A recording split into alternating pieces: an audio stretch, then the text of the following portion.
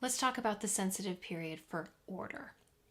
This sensitive period lasts from birth until about the age of 4.5, and it is the easiest one to see. We can see a child manifesting the sense of order just a few months after birth, let's say when their routine is disrupted. And then later we see it again when a child shows joy or excitement, when items are put back in the right place or put back where they belong. We might ask ourselves why a child has a sensitive period for order.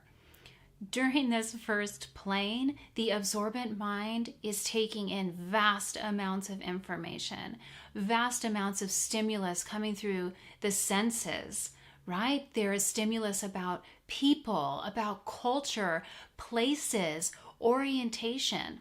All of this information has to be sorted and categorized for the child to be able to start to make sense of it all. Without a sense of order, the mind would be in absolute chaos. It's through this sense of order that the child begins to put their mind in order. They begin to build this internal order. The adult's need for order or sense of order is very different than the child's. For an adult, we like things to be neat and tidy, everything in its place.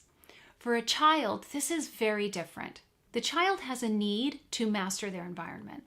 And the only way that they're going to do this is through coming to an understanding of the environment.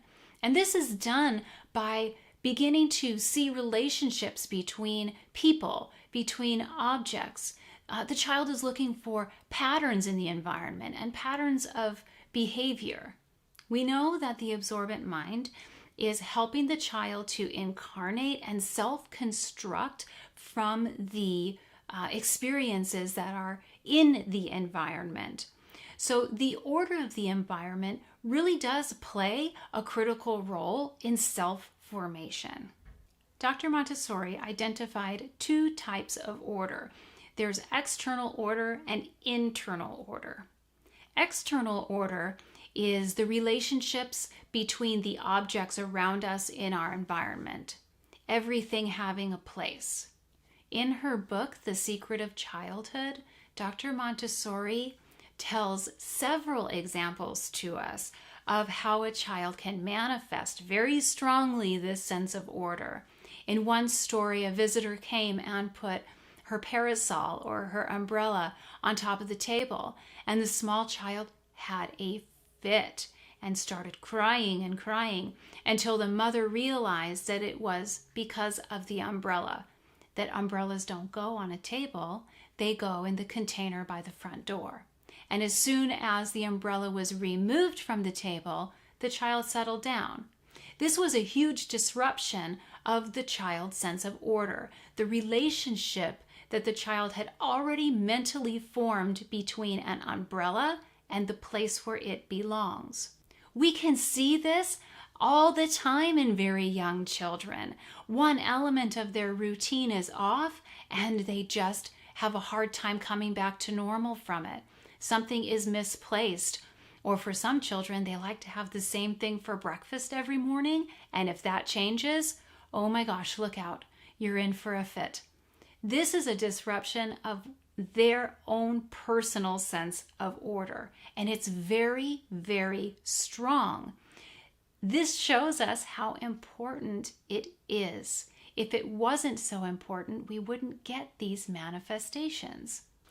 Now, the other sense of order is internal order, and this refers to the child's body in space.